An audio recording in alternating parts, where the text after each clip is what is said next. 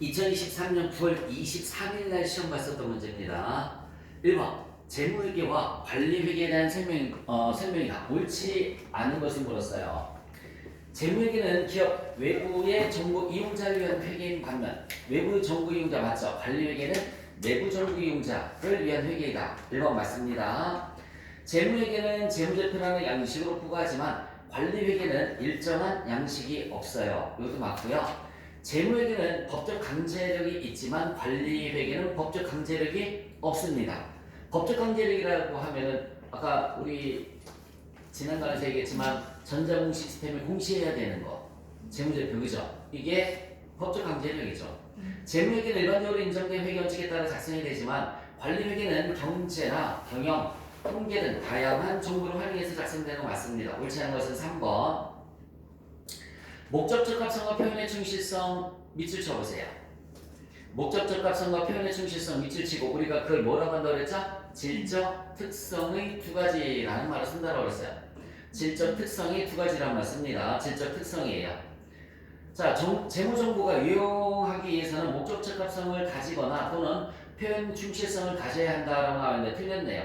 목적 적합성을 가지거나 이건 뭐야? 둘 중에 하나만 가지면 된다는 얘기지. 둘 다 있어야 되는 거죠. 그래서 목적 적합성과 표현의 충실성을 가져야 된다. 1번 옳지 않은 문장입니다. 가지거나 또는 이 문장 때문에 틀렸어요. 자, 완벽한 표현의 충실성을 위해서는 자, 아까 동그라미 1번 지난 강에서 뭐라고 그랬죠? 서술이 완전해야 되고 두 번째 중립적이어야 되고 표현에 편의가 없어 어느 쪽에 치우쳐서는 안 된다. 편의가 있어서는 안 된다라고 말씀을 드렸단 말이에요. 오류가 없어야 된다라고 그랬습니다. 그렇죠? 이 세 가지 조건 서술이 검증 가능한 게 아니라 뭐라고요? 완전해야 되고 중립적이며 그 다음에 오류가 없어야 할 것이다. 맞아요. 자, 목적 적합한 재무 정보는 정보 이용자 의사결정에 차이가 나도록 할 수 있습니다. 맞고 오류가 없다는 것은 현상의 기술에 오류나 누락이 없고 보고 정보를 생산하는데 사용되는 절차의 선택과 적용 시 절차상 오류가 없음을 의미하며 모든 면에서 완벽하게 정확하다는 것을 의미하지는 않는다. 동그라미 3번도 맞아요. 모든 면에서 완벽한 건 있을 수가 있어요? 없어요? 없죠. 그냥 오류가 없다는 것은 현상이나 기술에 오류가 없어야 되고요. 그 다음에 절차를 선택하는 데 있어서 오류가 없어야 된다라는 의미예요. 이번에 답은 1번, 3번. 자산의 측정 방법에 대한 설명이 다 옳지 않은 것을 물었습니다. 공정가치는 측정이 된 시장 참여자간 밑줄 쳐봐요. 시장 참여자간 제3자간이라는 말 쓴다고 그랬죠, 그렇죠? 시장 참여자간의 정상거래에서 자산을 취득이 틀렸네. 취득이 아니라 뭐라고 그랬을까? 매도할 때 지급하는 가격을 우리가 공정가치라는 말을 쓰는 겁니다. 다시 한번 얘기해 줄게요. 시장 참여자간 거래에서 자산을 매도할 때 시장 참여자간 거래에서 자산을 매도할 때 가격을 공정가치라는 말을 쓰는 겁니다. 사용가치는요.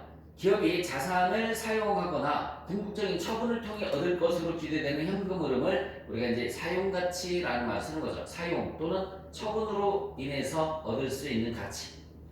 역사적 원가는 뭐라고 그랬죠? 자산을 취득할 때 들어가는 거래원가 포함해서 그렇죠? 과거의 원가라고 그랬습니다. 취득원가, 다른 말로 과거의 원가. 현행 원가는 현재 동등한 자산의 원가로서 측정일에 지급할 대가, 거래원가 포함해서 자 다시 동등한 자산의 원가라는 말이 뭐냐면 지난 강의에서도 내가 이렇게 얘기했었지. 여기 봐봐. 야, 내가 밀가루를 10,000원에 사는데 지금 밀가루 사면 얼마니? 내가 과거에 밀가루를 샀는데 지금 밀가루를 사면 얼마니? 이게 동등한 자산 사갖고 오는 거죠. 그죠? 똑같은 자산 8,000원입니다. 그걸 우리가 뭐라고 하냐면 현행원가라는 말을 쓰는 겁니다. 자, 4번 문제를 보시면 포괄손익계산서에 대한 내용이에요. 옳지 않은 것을 물었습니다. 단일 포괄손익계산서 또는 별개의 손익계산서와 포괄손익계산서 중 하나의 양식을 선택할 수 있다. 지난번에서 설명했죠? 포괄손익은 크게 단기손익과 기타 포괄손익으로 구성된다고 맞습니다. 재분류 조정은 단기나 과거 기간에 기타 포괄손익으로 인식되었으나 단기 손익으로 인식되는 금액을 말한다. 이게 또 뭐? 여기 잠깐만요. 잠시만. 지분증권인데 주식입니다. 지분증권인데 주식이고요. 얘는 채무증권입니다. 채무증권 사채입니다. 채무증권 사채. 자, 차변에 매도 가는 증권 만원, 대변에 현금 만원. 얘도 마찬가지. 차변에 매도 가는 증권 만원, 대변에 현금 만원. 이렇게 분개했습니다. 자, 차변에 매도 가는 증권 2,000원, 대변에 매도 가는 증권 평가이익 2,000원. 얘도 매도 가는 증권 2,000원, 대변에 매도 가는 증권 평가이익 2,000원. 이게 똑같은 얘기지. 자, 이제 매도 가는 증권이 얼마짜리냐면 12,000원짜리예요. 12,000원짜리를 얼마에 팔았냐면 15,000원에 팔았어요. 현금 15,000원, 대변에 매도 가는 증권 15,000원. 얼마짜리 팔았다고 그랬지? 12,000원. 12,000원짜리를 15,000원에 팔았죠, 그쵸? 그러면은 자, 여기 봐요. 얘도 역시 마찬가지. 현금 15,000원, 대변에 매도 가는 증권 얼마? 12,000원. 여러분들 전산세무 1급에서 어떻게 배웠느냐면 대변에서 또 매도 가는 증권 평가이익을 반대편으로 보내서 없애줘요. 매도 가는 증권 평가이익을 2,000원 없애줍니다. 2,000원 이렇게 없애주고 나머지가 매도 가는 증권 처분이익이 되는 거죠. 매도 가는 증권 처분이익이 되는 거야. 5,000원 이렇게 분개를 합니다. 그래서 기타 포괄손익을 없애주고요. 봐봐. 기타 포괄손익이 없어지고 얘는 수익이에요. 당기 손익에 반영을 합니다. 이걸 우리가 뭐라고 하냐면 기타 포괄손익이 없어지고 당기 손익에 반영을 해주는 걸 우리가 재분류한다라는 말을 써요. 그래서 재분류 조정한다라는 말을 쓰는 거야. 재분류 조정한다. 자, 그런데 IFRS예요. IFRS에서 주식을 팔았을 때는 있잖아요. 차변에 현금 15,000원, 대변에 매도 가는 증권 평가이익, 매도 가는 증권이 얼마라고 했어? 12,000원이라고 했죠? 얘는 처분 손익을 인식하지 않아요. 매도 가는 증권 평가이익 3,000원 이렇게 분개합니다. 매도 가는 증권 평가이익 3,000원. 그래서 뒤에 가면 이 문제 나오거든요. 매도 가는 증권 처분이익은 얼마니? 무조건 빵원이야. 주식은 매도 가는 증권 처분이익을 처분 손익은 무조건입니다. 무조건 빵원이 답이에요. 분개를 하지 않습니다. 그럼 얘는 어떻게 하냐면 여기 봐봐. 잠깐만. 얘가 없어지고 단기 손익에 반영된 게 얼마야? 5,000원이죠. 단기 손익에 반영되면 나중에 이 잉여금이 5,000원만큼 증가하는 거야. 얘가 끝이에요. 끝. 모든 자산부채 자본의 변동이 끝은 이익여금이에요.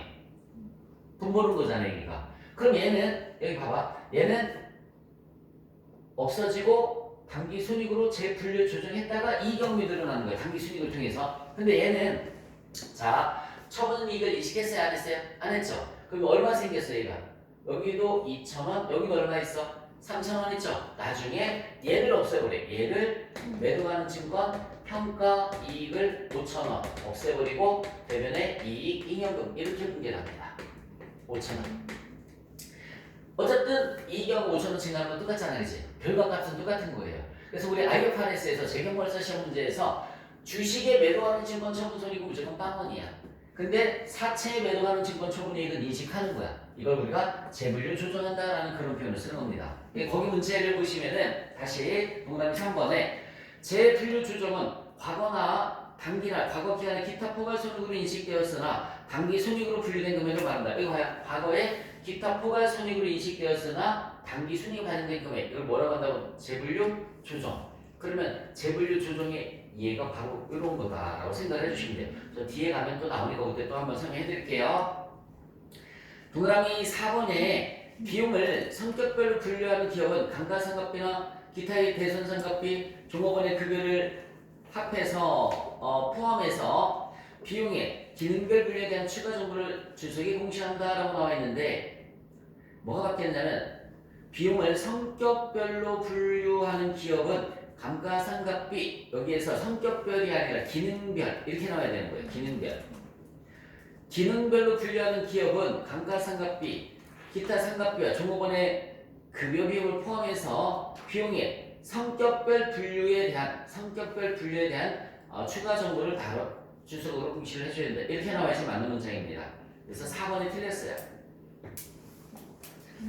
5번 문제 보시면 특수관계에 있는 대상으로 옳지 않은 것을 물었어요. 관계기업, 주요 경영진, 지배기업 다 특수관계자 맞죠? 네, 매출처는 특수관계자가 될 수 있다 없다? 없다.